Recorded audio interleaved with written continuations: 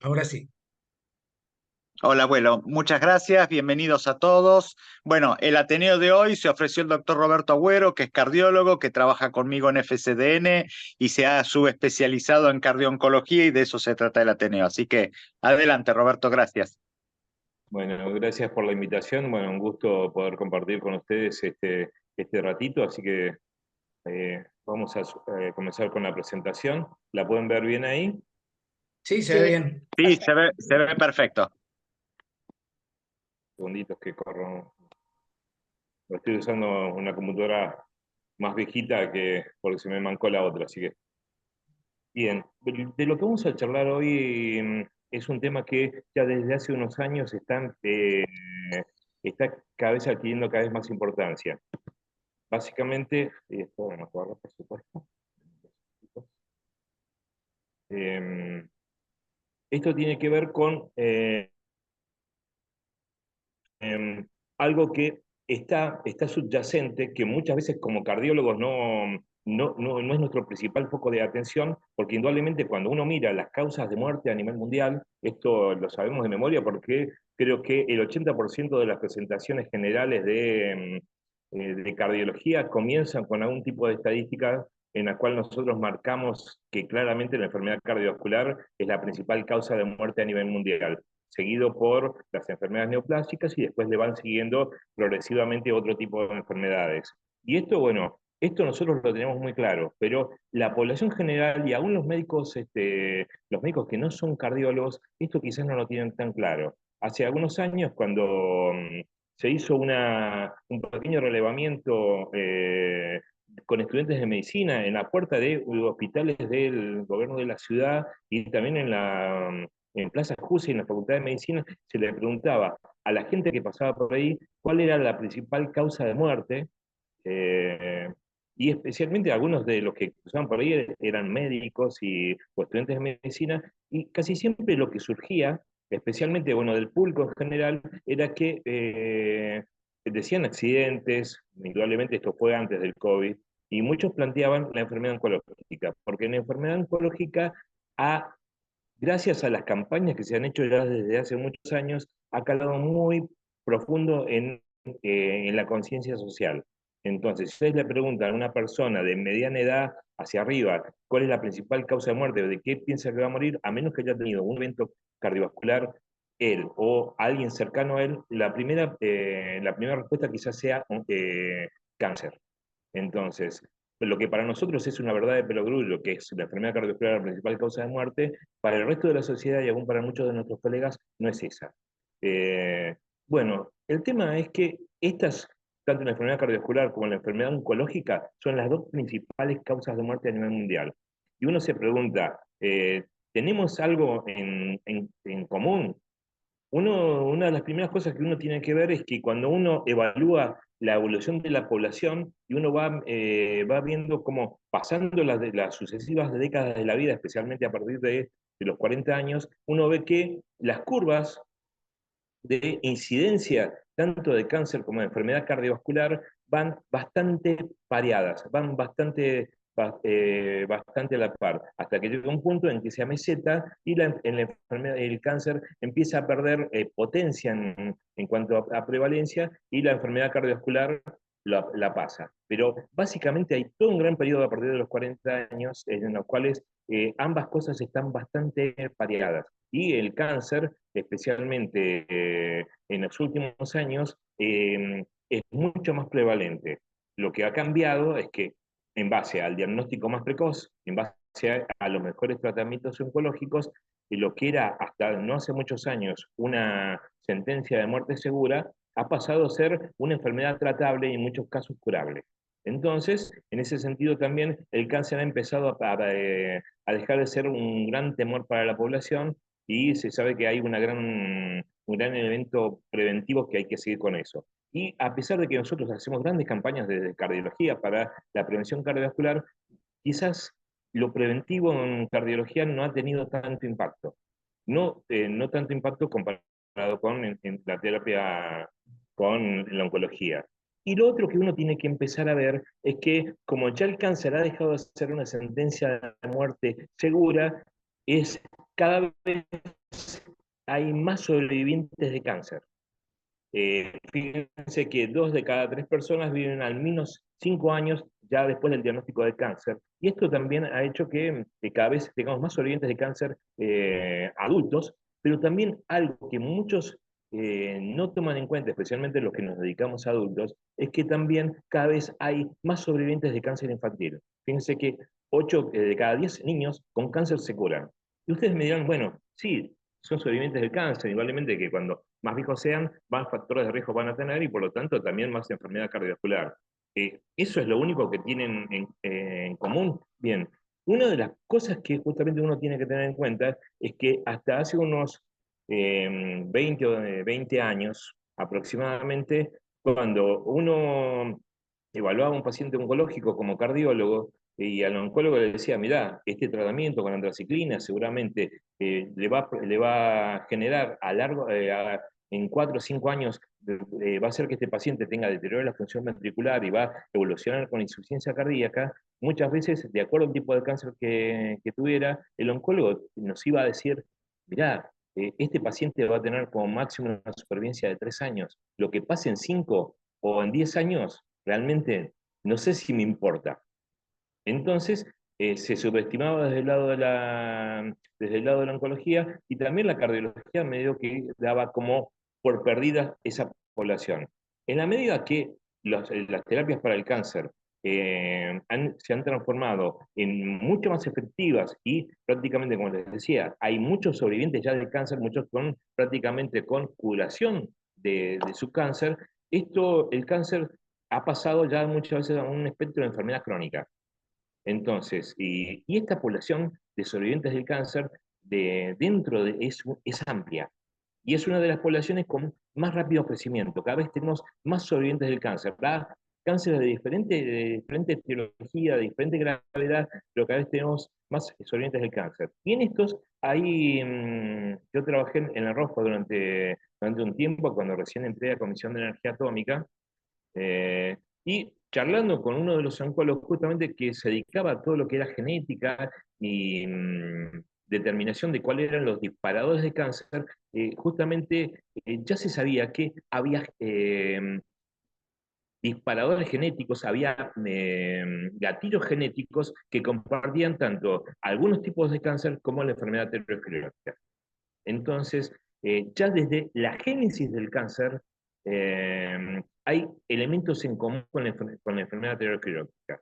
Y además, el cáncer, por otro lado, al tratarse ese cáncer, muchas de las terapias para tratar el cáncer son citotóxicas. Y no solamente son citotóxicas para tratar el cáncer en sí, sino sobre otros órganos, y entre ellos justamente el que a nosotros nos interesa, que es el corazón. Entonces, si ustedes miran diferentes estadísticas de supervivencia, uno va a ver que muchas patologías han tenido un descenso de las tasas de mortalidad, pero todavía la mortalidad por toxicidad para el cáncer sigue siendo bastante alta, especialmente en algunos casos más del 60% en pacientes que han recibido terapias con antraciclininas, que es lo que muchos de nosotros ya desde la facultad entendimos que era la principal causa de cardiotoxicidad por tratamiento para el cáncer.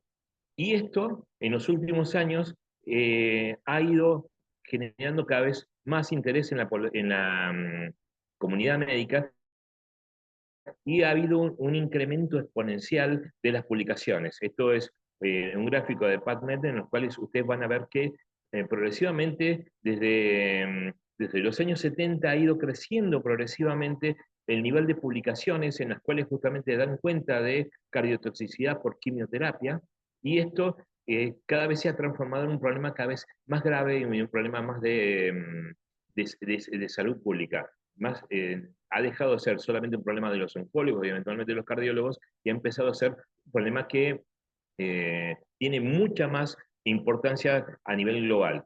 Si ustedes se fijan, las tasas de incidencia de cardiotoxicidad, especialmente por disfunción ventricular izquierda asociada a quimioterapia, fíjense que en el caso de la ciclofosfamida, de otros fármacos son bastante variables, pero muchas de estas están cercanas entre el 10 y el 15%, en algunos casos hasta el 28% de incidencia. O sea que este daño del ventrículo izquierdo por quimioterapia no es raro. Siempre hay algún tipo de daño. Entonces esto ha generado que justamente cada vez haya más interés sobre esta temática y ha ocurrido algo que es muy importante que tengamos en cuenta. Cuando yo les contaba que justamente yo era médico de medicina nuclear en el ROFO, y justamente una de las cosas que hacía era, en ese momento, que era lo que teníamos disponible, porque no había ecocardiografía, era monitorear la cardiotoxicidad con ventriculografía radioisotópica, porque no había ecocardiograma disponible en ese momento en el ROFO. Muchas veces para los oncólogos, los cardiólogos éramos el enemigo. Porque, ¿qué pasaba? Tenían miedo que nosotros detectáramos deterioro de la función ventricular y con eso indicáramos la suspensión del tratamiento. Entonces, para los oncólogos, más que una ayuda, en ese momento, y durante mucho tiempo fue así, éramos el enemigo, éramos bandos en veredas opuestas. Pero bueno, en la medida que empezamos a tomar conciencia de que la cardiotoxicidad, aparte, no es solamente daño directo y muerte de cardiomocitos con deterioro de la función ventricular, sino que cada una de las nuevas drogas ha ido generando cada vez daños más difusos y en diferentes puntos del aparato cardiovascular, también la situación se ha ido complicando. Ya no solamente es disfunción ventricular, si no empieza a haber enfermedad vascular, hay disfunción autonómica, muchas drogas que a veces pueden producir trastornos de conducción, arritmias, miopericarditis, daños vasculares extensivos. Entonces, el cuadro también de toxicidad ya ha dejado de ser solamente deterioro de la función ventricular y empieza a adquirir otro grado de complejidad mucho mayor que muchas veces ha hecho que tanto los cardiólogos como los oncólogos, que inicialmente parecíamos estar en bandos opuestos, estamos empezando a ser arrasados por una marea de múltiples causas de deterioro del paciente, en la cual, por la situación y espero que por convicción, ha generado que cardiólogos y oncólogos se unan y empiecen a trabajar en colaboración y empecemos a aprender unos de los otros. Entonces, indudablemente que los oncólogos tienen un conocimiento mucho más avanzado de los tumores y de las alternativas de tratamiento, y uno entiende más el funcionamiento cardíaco y cómo los factores de riesgo y otras cosas que nosotros conocemos muy bien de enfermedad coronaria pueden incidir sobre nuestros pacientes. Entonces, ya desde hace unos años estamos empezando a trabajar en conjunto con los oncólogos. En el año 2013 a mí me tocó justamente ser parte de uno de los comités que desarrolló el primer consenso de cardiotoxicidad de nuestra sociedad, y en el cual en ese momento Lax y Daniel Piñero, los ecocardiografistas, como nos convocaron a la SAC para justamente trabajar sobre ese primer consenso, y en ese momento habríamos sido unos 30, no sé, otros 20, 30 cardiólogos y otros tantos oncólogos, que nos sentamos en el auditorio de la SAC y cuando preguntaron cuántos se dedicaban a monitorear cardiotoxicidad, levantamos la mano solamente dos de toda esa gente. El doctor Santos de Fleming y yo que lo hacía con ecocardiografía, y yo que estaba en el rojo que lo hacía con medicina nuclear. Éramos pocos los que teníamos alguna experiencia real sobre lo que le pasaba a los pacientes con cardiotoxicidad. Y bueno, y había un montón de elementos que nosotros, especialmente los cardiólogos que estaban fuera de centros oncológicos, que desconocían de la enfermedad oncológica. Entonces, indudablemente, este fue uno de los primeros hitos que hizo que tanto en nuestro país como en otras partes del mundo empezaron a trabajar cardiólogos y oncólogos juntos, justamente porque, por un lado, para no solamente detectar la cardiotoxicidad cuando el paciente ya estaba deteriorado, sino empezar a ver qué podía incidir para que un paciente, entre dos pacientes que recibían el mismo tipo de quimioterapia, uno evolucionara con deterioro, con daño cardíaco y otro no. Entonces empezó a tomar relevancia que no solamente era decir, bueno, le doy antraciclinas y monitoreo cuando deteriora, sino empezar a ver que había otras cosas que hacían que esos pacientes les pudiera ir peor. Entonces, ver si podíamos hacer algo, si podíamos darle algún tipo de tratamiento al paciente, desde el punto de vista de cardiología, y también el oncólogo ver si las formas de administración de la quimioterapia, de la radioterapia, podían tener algún tipo de modificación que evitaran que el paciente suspendiera el tratamiento. Porque uno de los ejes principales que uno tiene que entender cuando uno trabaja con oncólogos, especialmente en cardiotoxicidad, es que para el oncólogo el tratamiento de quimioterapia se tiene que aplicar y se tiene que implementar a como dé lugar. A menos que el paciente esté gravemente comprometido, en compromiso cercano de vida, el esquema de tratamiento tiene que seguir adelante. Entonces, la opción que nosotros teníamos en la cabeza de, bueno, deteriora y suspendemos, no era la principal opción para los oncólogos. Entonces tuvimos que empezar justamente a trabajar en cómo ajustar tratamientos, tanto de la quimioterapia como los tratamientos que nosotros empezamos a hacer como cardiólogos. Entonces, básicamente, si uno se tiene que plantear metas prácticas de cardiología, lo primero es que tanto cardiología como oncología tienen que seguir a los pacientes en común. Tiene que haber un trabajo en un conjunto. Si logramos esto, una de las cosas a las que uno aspira es que mejore el pronóstico de los pacientes, especialmente tratando de prevenir la cardiotoxicidad y si ocurre, tratar de minimizar los daños de la misma y tratar de minimizar la suspensión de quimioterapia. Esto de, como les decía, tratar de llegar al final del tratamiento oncológico casi a como dé lugar. Entonces, esto va a requerir indudablemente que conozcamos de cuáles son los diferentes daños de los diferentes quimioterápicos y la radioterapia sobre el corazón, y para eso ya en la actualidad nuestro consenso, el de 2013, ya quedó viejo, ya hay un nuevo consenso de cardiotoxicidad ya hace 2 o 3 años, y las sociedades europeas, las sociedades americanas han prácticamente cada 2 años van actualizando las guías de posición justamente para ir orientando el manejo del monitoreo y el tratamiento de la cardiotoxicidad por el tratamiento como el cáncer. ¿Cómo definimos cardiotoxicidad? Porque en verdad cuando decir cardiotoxicidad es, es definir un todo y definir nada. Gran parte de las cosas que yo les estoy mostrando ahora tienen que ver también con una evolución histórica de lo que conocíamos de cardiotoxicidad. Los primeros tratamientos para el cáncer tenían que ver, especialmente para cáncer de mama y algunos otros cánceres más comunes, tenían que ver con el uso de antraciclinas, por ejemplo. Entonces, justamente lo que se conocía de antraciclinas era que producían deterioro de la función ventricular. Entonces, gran parte de las primeras definiciones sobre cardiotoxicidad iban sobre eso. Si ustedes miran, las diferentes, y hasta prácticamente hasta el 2008 sigue teniendo muchísima incidencia, van a ver que casi todas las definiciones de cardiotoxicidad tienen que ver con monitorear la función ventricular, la fracción de eyección. Y cada una de estas definiciones va a dar diferentes grados de deterioro de la función ventricular, si cae más de un 10%, pero menos de un 20%, cada una va a haber diferencias, pero en la medida que vamos avanzando en el tiempo van a ver que vamos a ver que no solamente la fracción de eyección es a lo que tenemos que prestar atención, porque en la medida que se han ido incorporando nuevos fármacos fuera de las antraciclinas, también esos nuevos fármacos tienen nuevas formas de daño.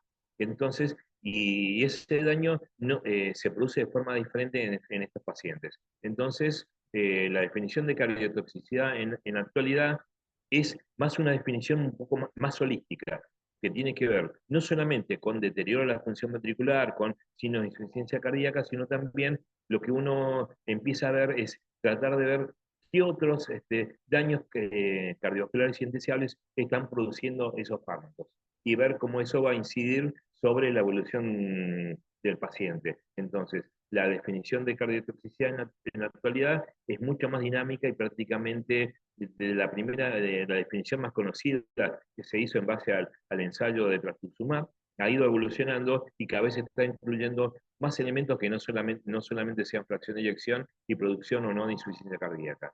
Fíjense que de acuerdo a la definición actual, es todo lo que afecta al corazón relacionado con el tratamiento para el cáncer. Y si ustedes miran este gráfico, van a ver que Sí hay una definición, por ejemplo, de ocurrencia temporal de la cardiotoxicidad, en la cual uno se plantea que una toxicidad aguda es lo que ocurre antes del mes de, de tratamiento, y esto puede incluir, fíjense que miocarditis, pericarditis, hasta síndrome coronario agudo, porque hay drogas que producen vasoespasmo y pueden causar infartos cardíacos sin mecanismos trombóticos y arritmias. Y fíjense, cuando se plantea como crónico, lo que ocurre a más de un año. Muchos de los tratamientos para cáncer, especialmente los ciclos de quimioterapia, duran entre 6 meses y 8 meses, quizás un poco menos, y muchos de estos pacientes van a tener deterioro de la función sistólica quizás no durante el tratamiento del cáncer, sino la van a tener más tardíamente.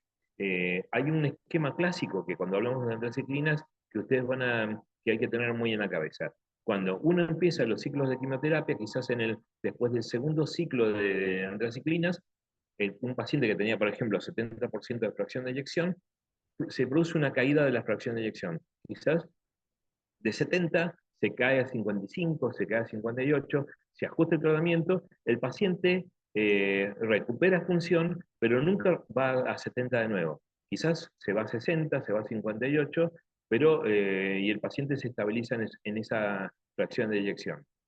El paciente termina su tratamiento para el cáncer, 2 o 3 años después, el paciente prácticamente, especialmente en los cánceres de mama, el oncólogo prácticamente le da el alta, porque ya está curado su cáncer de mama, no hay recidiva, y aproximadamente después de los 3 o 4 años, el paciente vuelve a consultar por disnea, por astenia, por adinamia, el oncólogo lo vuelve a ver, busca si no hay una recidiva para el cáncer, no encuentra nada, entonces lo deriva al clínico, el clínico le empieza a buscar si tenía anemia, si no tiene nada, quizás lo manda al cardiólogo, y el cardiólogo lo que va a hacer es buscarle si tiene enfermedad coronaria, nuestra principal antiojera que siempre miramos, buscar la enfermedad coronaria. Y recién vamos a pensar en otras causas cuando no encontremos valvulopatías, cuando no encontremos arritmias, cuando encontremos coronarias epicárdicas normales, ahí sí vamos a empezar a pensar en otras causas. Y esto tiene que ver no solamente con no pensarlo nosotros como cardiólogos, nuestra falta de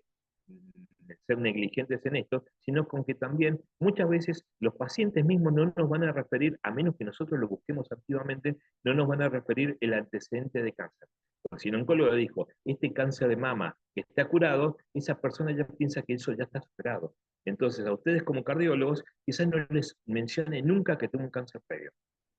Entonces, si no preguntamos activamente, el paciente no nos va a dar ese dato y vamos a llegar mucho más tarde al diagnóstico. Y para ese momento ya van a haber pasado 4 o 5 años y quizás nos encontremos con un paciente con una fracción de eyección muy deteriorada, con una insuficiencia cardíaca más avanzada y también con peor pronóstico. Entonces, esta es una de las primeras cosas que tenemos que tener en la cabeza. Pensar que esto es cada vez una población más creciente de pacientes, que cada vez, que posiblemente hayamos visto en nuestro consultorio varios de estos pacientes y no lo sabemos.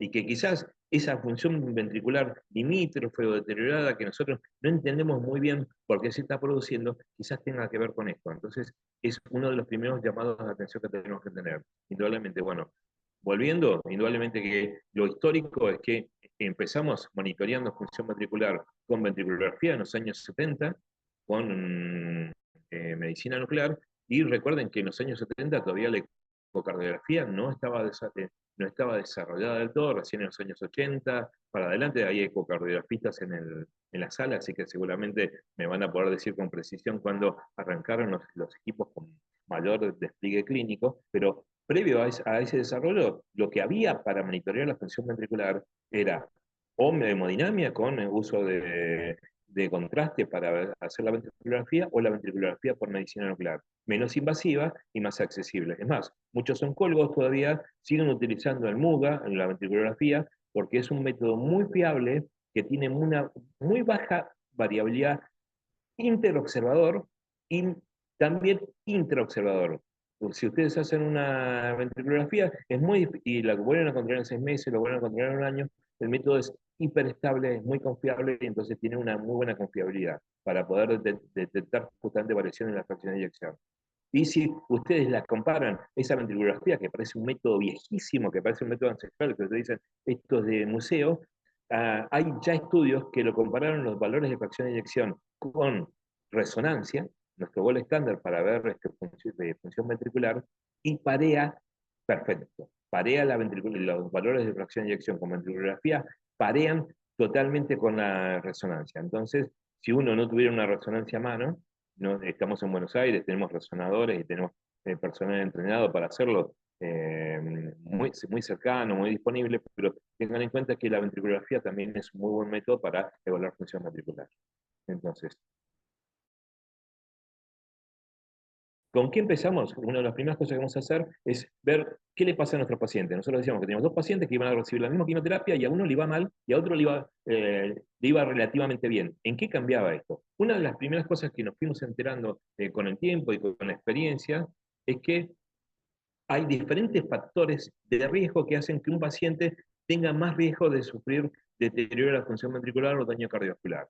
Si ustedes miran, por un lado, la dosis acumulada de fármacos, de acuerdo a la dosis de no solamente de las antraciclinas o los fármacos que el paciente recibe, sino también cuando esa dosis acumulada de fármacos se asocia también a radioterapia, o sea, quimioterapia más radioterapia, eso ya transforma a ese paciente en paciente de mayor riesgo. Fíjense que está descrito también que las mujeres tienen mayor riesgo de tener justamente cardiotoxicidad. Y esto está descrito para las ciclinas.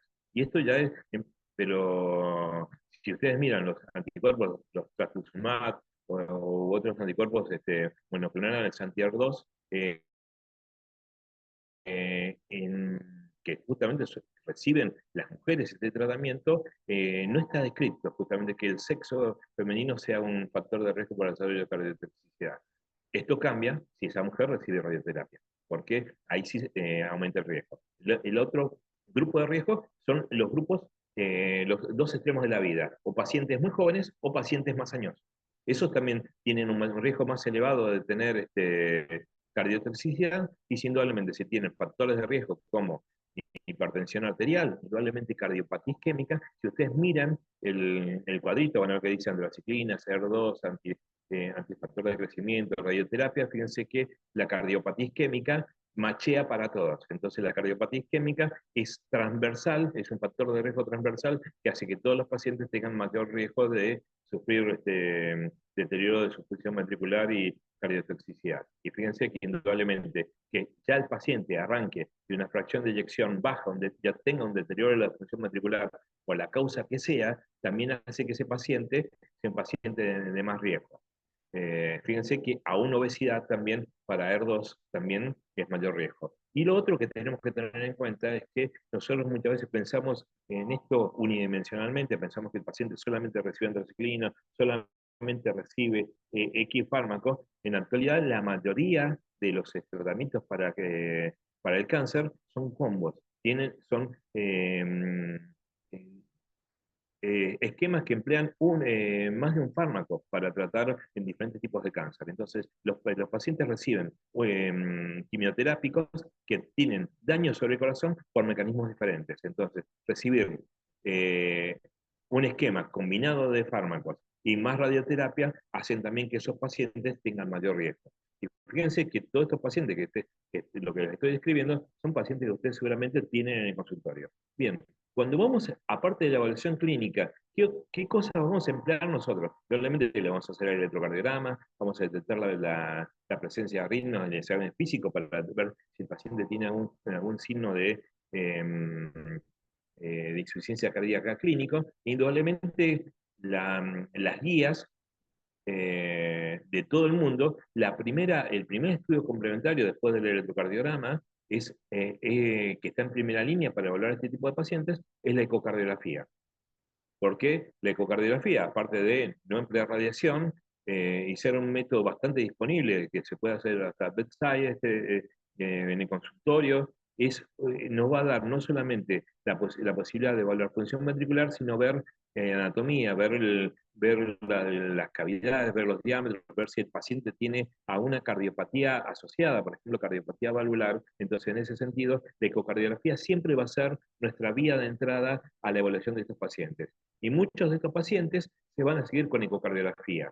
ya desde hace un tiempo sabemos que el estrés longitudinal es uno de los elementos que podemos emplear para evaluar a estos pacientes. Variaciones justamente en el estrés longitudinal nos van a permitir monitorear muy bien este tipo de pacientes. El problema es que el estrés longitudinal no está disponible en todos los centros, no todos los cardiólogos que hacen ecocardiografía tienen experiencia en el estrés longitudinal, y una cosa que es importante, si hacemos el estrés longitudinal cuando el paciente ya está con deterioro de la función ventricular, ya está con insuficiencia cardíaca, el valor del estrés longitudinal ya también, la verdad que tiene un valor bastante relativo. Lo ideal sería que estos pacientes ya tuvieran un ecocardiograma basal, antes de iniciar quimioterapia o el tratamiento para el cáncer, el paciente viniera a la consulta con el cardiooncólogo, con el cardiólogo clínico, se le hace toda la evaluación de estratificación de riesgos, se le hace la evaluación clínica, electrocardiográfica y ecocardiográfica, entonces uno sabe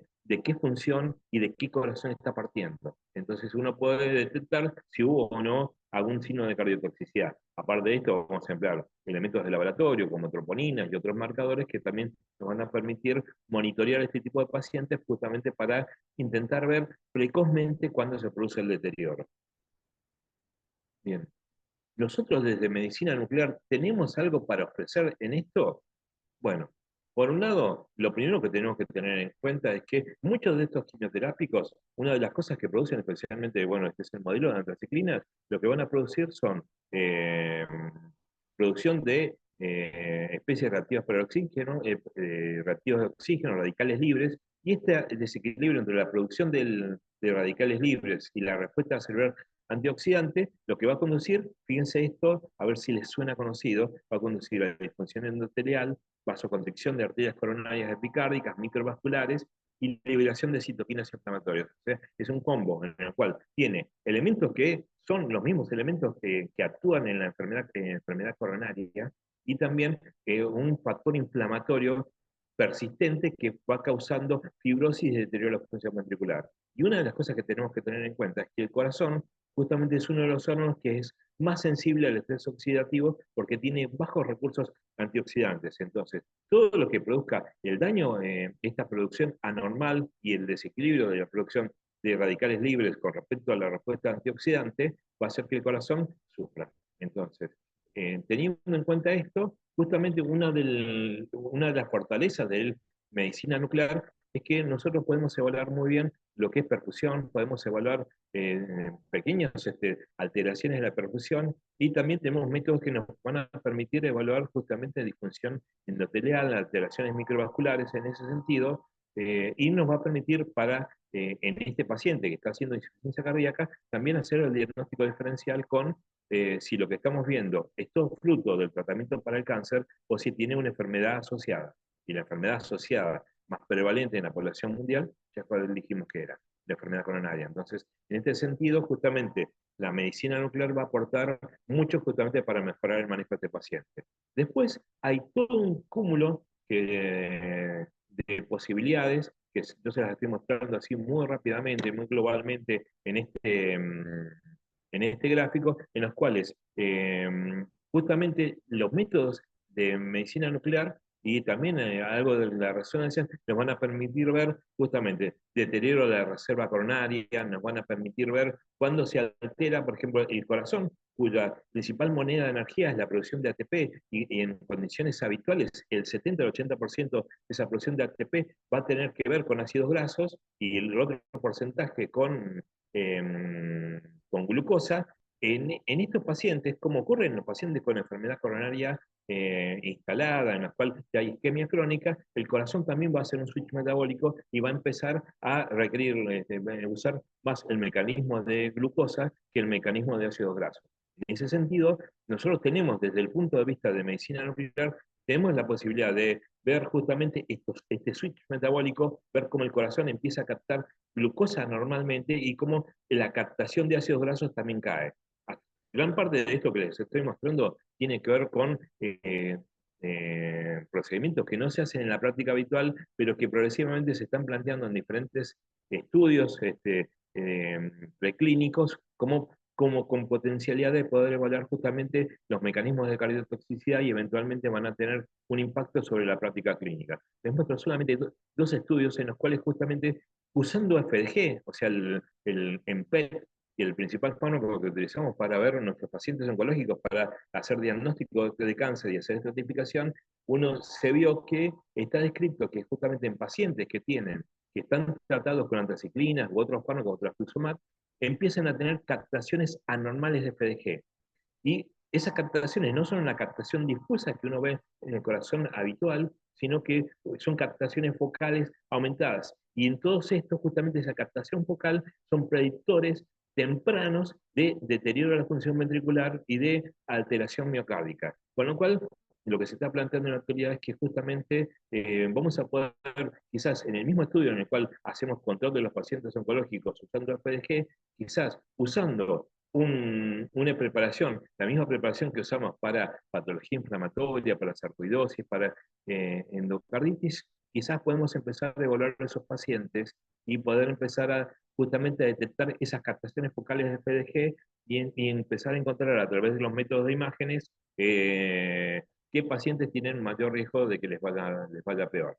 Indudablemente, todo esto, lo que les estoy contando, no sirve de nada si no trabajamos en conjunto. Si no hay un trabajo en conjunto de los clínicos, de los cardiólogos, de los oncólogos, de los cirujanos, de los radioterapeutas, en los cuales vamos a tener que participar activamente de la evaluación del paciente, establecer estratificación de riesgo, hacer prevención, ir monitoreando que el paciente no tenga enfermedades cardiovasculares asociadas y tratarlas. Y esto es uno de los pasos fundamentales en los cuales uno va a tener que trabajar. Trabajar mucho en conjunto, tener la cabeza abierta justamente para ir teniendo en cuenta esto, tener en cuenta que si uno tiene que, de la misma forma que hacemos estratificación de riesgo para decir, hacemos un análisis bayesiano de riesgo para ver si nuestro paciente puede tener enfermedad coronaria, también gran parte de esos factores de riesgo son factores en común también para que los pacientes desarrollen cardiotoxicidad y nos van a permitir justamente empezar a estratificar el riesgo de estos pacientes para que tengan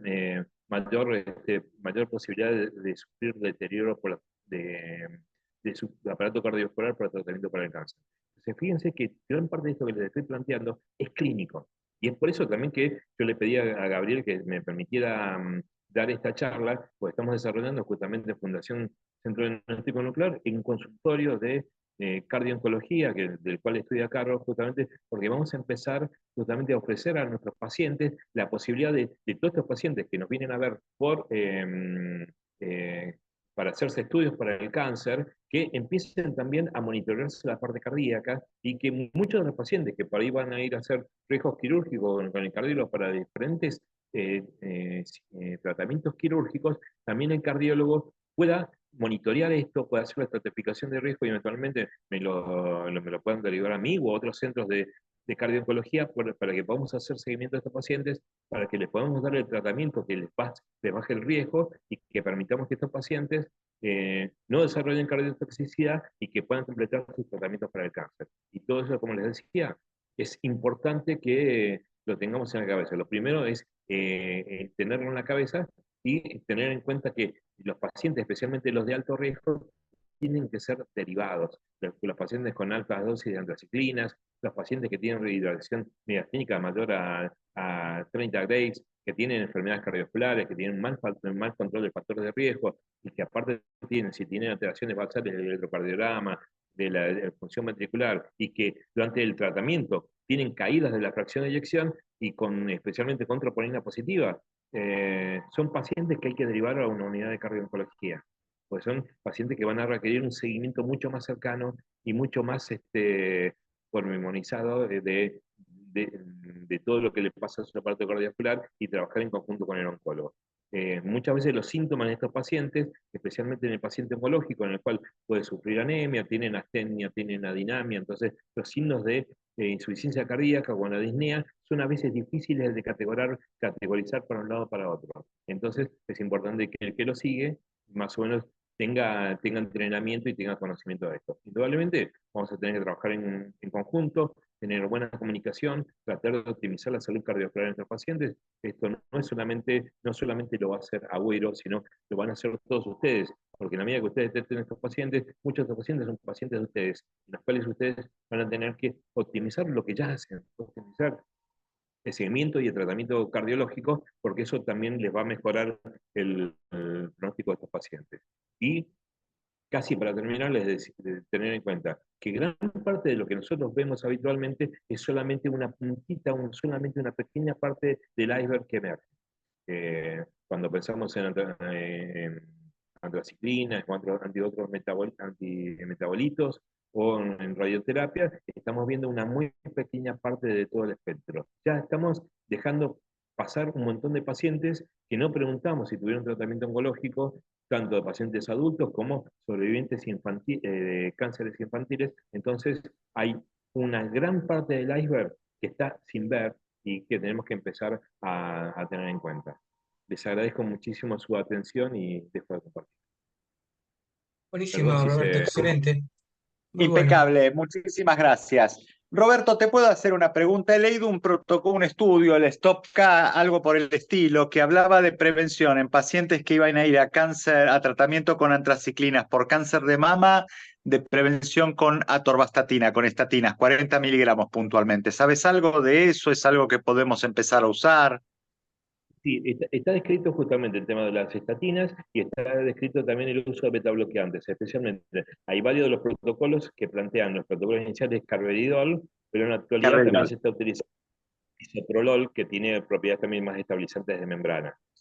Pero bueno, estatinas en dosis de 40 miligramos es lo que está proponiendo el protocolo. Muchas de las sociedades todavía, ni de oncología ni de Cardio. cardiología, están todavía totalmente de acuerdo con el esquema de estatinas. Pero bueno, están, ya figuran en las guías, especialmente en las guías europeas ya empiezan a tener una recomendación en ese sentido, así que que podría, especialmente en pacientes que ya tienen dislipemia o tienen algún componente cardiovascular, estarían indicados. Sí, el carvedilol ya estaba. Y para el tratamiento seguimos hablando de beta bloqueantes y ECA bloqueantes de receptores de angiotensina. Exactamente, IECA, y también, bueno, los sartanes, o sea, está escrito en el piel, que es el fármaco, el viejo que todos conocemos.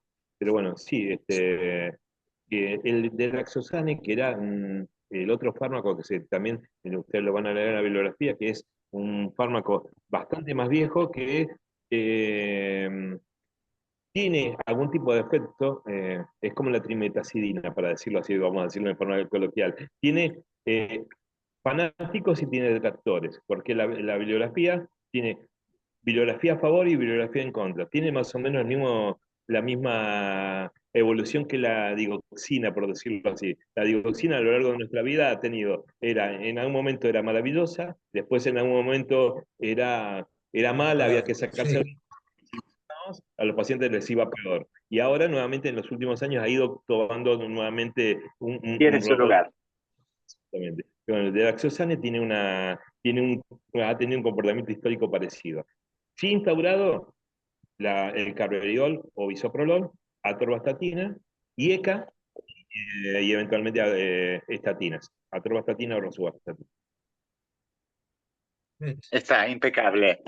Bueno, cualquier cosa, chicos, ya saben, ya tenemos servicio de cardio-oncología en Lesica en FCDN, así que tienen para derivarle pacientes al doctor Agüero.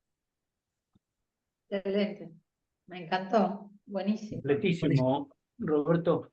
Creo que quizás lo más importante para nosotros ahora es interrogar los antecedentes oncológicos, ¿no? Porque seguramente hay muchos pacientes oncológicos que vemos con cardiopatía y por ahí el tema oncológico, el paciente es como que no lo trae a la consulta porque está viniendo el cardiólogo y directamente no lo trae a la consulta. Si nosotros no lo traemos a la consulta y no vemos un poquito de los antecedentes, por ahí no, ni siquiera lo tenemos en el mapa, ¿no? Por eso yo les decía de abrir los ojos y tener en cuenta que hay un montón de pacientes que hemos visto y que vemos posiblemente y están pasando desapercibidos. Y si uno no busca activamente, no lo va a encontrar. claro, no encontrar nunca. Como vos decías, muchos chicos que son sobrevivientes, muchos chicos que cuando fueron jovencitos o estaban en su segunda infancia o después, han sobrevivido y ya ellos mismos no tienen en el mapa esa enfermedad que tuvieron cuando empiezan a tener algún problema coronario, digamos, algún problema cardíaco a los 40 o 50 años. Está muy bien lo que dijiste de coronario, porque justamente está escrito especialmente Sí.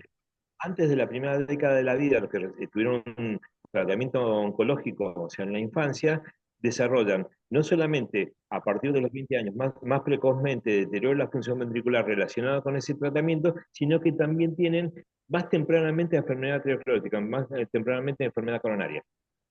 Así que tienen las dos cosas. Mirá. Esa de los sobrevivientes infantiles es una población más compleja, tienen las dos cosas. No sé, Roxana, Miguel, ¿quieren comentar algo? Y ahí preguntaron, Edu, respecto a la dapaglifosina y recién No, y hay otra sobre bempedoico. Si hay estatinas y mucha hepatotoxicidad, si se puede usar bempedoico. Muchas gracias. Es nuevo el bempedoico, no creo que haya mucha experiencia en oncocardiología. No, yo tampoco. Igual respecto al bempedoico, el bempedoico actúa en una citrato liasa, aguas arriba del mismo ciclo donde actúan las estatinas en el hígado. O sea, el bempedoico tiene una cosa muy similar de sitio de acción a las estatinas. La única cosa es que como es una prodroga inactiva y la enzima que la activa no está en el músculo, produciría menos molestias, quejas y temas musculares, pero en sí actúa en el mismo ciclo. La misma cadena. Es Pero similar en eso. la pregunta es si los beneficios pleiotrópicos de las estatinas, que son lo que probablemente beneficia en la cardiooncología, si está presente ese fenómeno del bempedoico, teóricamente sí. Yo no Sí, tengo lógicamente, sí. Yo no soy una creyente en todos los efectos pleiotrópicos. Es como que, qué sé yo, no sé. Lo que más hacen las estatinas y el bempedoico es lo otro. Pero bueno, Es bajar el colesterol. claro. Pero para los creyentes en los efectos pleiotrópicos debería ser Y sobre similar. la dapaglifosina, Roberto. La dapaglifosina, bueno, entraría en la misma indicación. Pasa que ya estamos hablando de pacientes en los cuales ya quemaron etapas. O sea, tienen las mismas indicaciones que para los pacientes con insuficiencia cardíaca ya de grado 2, 3 como mío. Entonces, la indicación sería por ese lado. Pero, hola.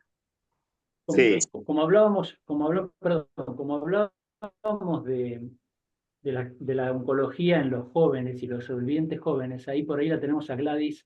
Gladys Salgado es la jefa de cardiología pediátrica en el Garrahan, por ahí nos puede contar también un poco su punto de vista, ¿no?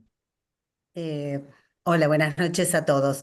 Primero, felicitarlo al doctor Agüero, la verdad me parece fantástico esto de empezar a pensar que en la actualidad se trabaja en conjunto los oncólogos con los cardiólogos.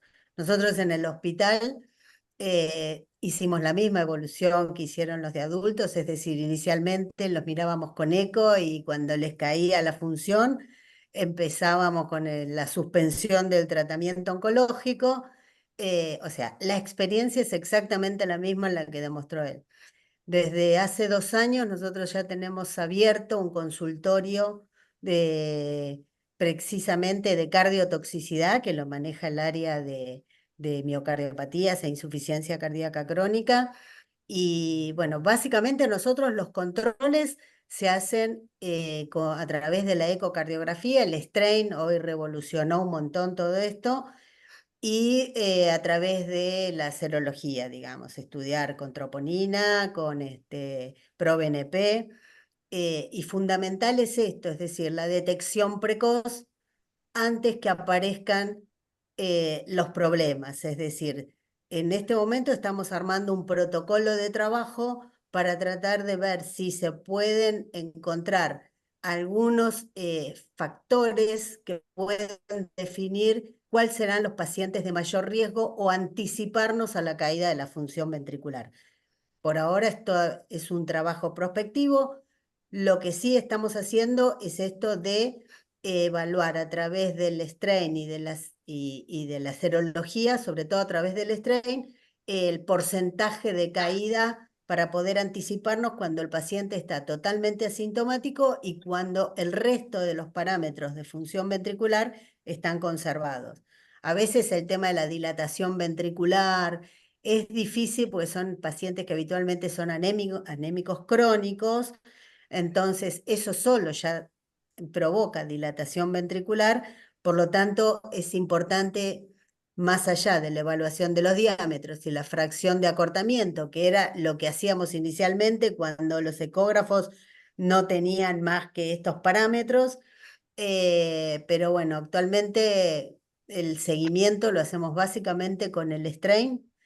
Y sí, creo que lo más importante es esto, estar alertas y anticiparnos, digamos, cosa que antes solamente nos comunicábamos con los oncólogos cuando el paciente ya había caído la función. Entonces hoy estamos haciendo seguimientos mucho más estrictos y sobre todo evaluando en aquellos pacientes que tienen multitratamiento, ¿no? Hoy sabemos que no hay una sola droga que sea cardiotóxica, sino que en este combo hay varios componentes, hay varias drogas que tienen cardiotoxicidad y seguramente, como bien lo describió Roberto, el factor genético en esto es algo fundamental, porque es la manera porque hay pacientes que a lo mejor desarrollan la cardiotoxicidad mucho tiempo después que haya terminado con el tratamiento oncológico, digamos, que esto está visto. Lo mismo que pacientes que se recuperan totalmente con el cambio de tratamiento y aquellos que a pesar de que se suspendan o cambien los tratamientos no recuperan tanto la función. Yo creo que, yo no creo, es así. El factor genético en esto es fundamental. Pero bueno, me parece que lo más importante, por lo menos desde el aspecto pediátrico hablo, es de esta conversación o de esta presentación, básicamente es esto de estar alertas y del diálogo continuo y permanente con los oncólogos en los pacientes tratados y lo del interrogatorio en los pacientes que han sido tratados de chicos, que hoy se curan muchísimas de los problemas oncológicos, hoy tienen un tratamiento que muchos de ellos llevan a la curación, digamos, ¿está? Excelente. Hay una pregunta en el chat que hace Julián. Dice, ¿cada cuánto hay que hacer un eco en el seguimiento de una paciente o de un paciente con tratamiento con doxorubicina o con trastuzumab? Bien, hay varios esquemas de seguimiento. Habitualmente lo ideal es que el paciente, como les decía, tenga una estratificación de riesgo inicial clínica y con un ecocardiograma, un valor de función ventricular basal. Y después, habitualmente, después de 2 ciclos de doxorubicina, se hace el control. Hay esquemas en los cuales lo hacen al final. El tema es que habitualmente siempre lo que hay que hacer es al menos hacer, durante el tratamiento, hacer uno previo, uno a mitad del tratamiento y uno finalizando el tratamiento dejando pasar un mes. Hay un fenómeno de esto, una pelea que teníamos en el ROFO, que nosotros veíamos que cuando el paciente terminaba el tratamiento con la quimioterapia y si le hacías la evaluación dentro de las 48 horas que había terminado el último ciclo, todos te daban con deterioro de función ventricular. Le daban todos algún grado de deterioro de la función ventricular, por lo cual nosotros casi siempre aconsejábamos hacerlo como mínimo 1 semana o 2 semanas después. Ahora la mayoría de los protocolos dicen que un mes después de terminado el tratamiento, a menos que el paciente tenga síntomas, en lo cual, o tenga algún signo de insuficiencia cardíaca, uno debiera hacer el tratamiento. Repetir a los 6 meses, repetir al año y después cada 2 años. Porque esto que yo al final creo, no sé si quedó claro, el comportamiento bimodal en antraciclinas es caída de la función intratratamiento, recuperación, no a basal, recuperación a un valor menor de fracción de eyección, y alrededor de los 3 años empieza a haber, en algunos pacientes empieza a haber una caída progresiva de la función ventricular que se hace más acentuada alrededor de los 4 años. Y era por eso que yo le dije a esta señora que estaba teóricamente curada, estaba curada del cáncer y que empezaba con síntomas. Entonces, esto en que es muy importante, porque estos pacientes, el seguimiento es a largo plazo. Esto Los 3 controles pre, intra y tratamiento a los 6 meses y al año. Bien, Claro. hay un comentario que quería hacer También depende Alejandro. de la dosis acumulada traciclínica, porque a veces, no me acuerdo ahora el valor, pero creo que es alrededor de los 200 miligramos, una cosa así, que es la dosis acumulada que se sabe que es a partir de la cual tiene efectos tóxicos. Pero hemos tenido pacientes que sin alcanzar la dosis acumulada tienen cardiotoxicidad, compromiso cardíaco, que se recupera cuando uno suspende la medicación, pero No, totalmente. El mercado, Gladys, es muy importante. Esto no hay un fenómeno de todo nada que si tiene el 199 está bien y cae la función. Depende de las características del paciente. Por eso es importante hacer una buena estratificación de riesgo del paciente, ver todos los antecedentes, ver los factores de riesgo, las comorbilidades y justamente ir a esos pacientes. Estos pacientes de alto riesgo clínico de estratificación son los pacientes que tenemos que seguir muy de cerca, justamente por la medida que se va acercando la dosis, que es la dosis límite de potencial cardiotoxicidad, son los pacientes que pueden presentar síntomas o pueden presentar daño bastante antes de ese límite de 200 o de 300. Bueno, un comentario de Alejandro y vamos cerrando. Dale, dale.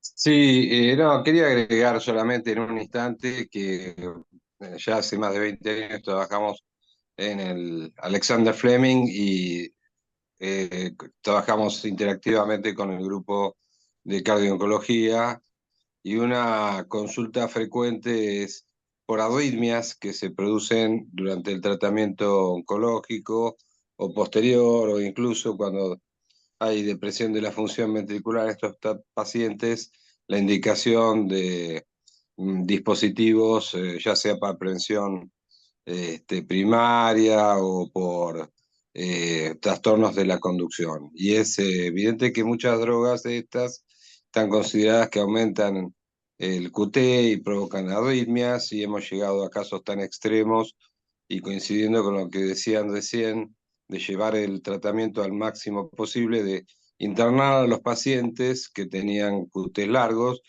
infundirles isoproterenol durante los pulsos oncológicos para que el QT no se prolongara y no empezara con arritmias. Pero básicamente el concepto, y rápidamente, es que también hay un capítulo de la electrofisiología que se intercala con la cardio-oncología, y realmente para nosotros cada uno de estos casos es un desafío donde tampoco las cosas están absolutamente definidas y cada caso hay que ir viéndolo individualmente. Especialmente, por ejemplo, cuando hay también disautonomías provocadas por tanto la misma enfermedad, las drogas Por el tratamiento. oncológicas generan a veces con los tratamientos. Eso es lo que quería agregar. Claro. Bueno, muy bien. Muchísimas gracias a Impecable, todos. clarísimo. Excelente, Ateneo. Y los Interesante. invitamos a la próxima. Chao. Que sigan todos bien. Muchísimas gracias. Muchísimas gracias Gracias, a todos. buenas Que noches. descansen. buen Gracias. descanso. Buenas Chao, chao. noches. Buenas noches. Chao.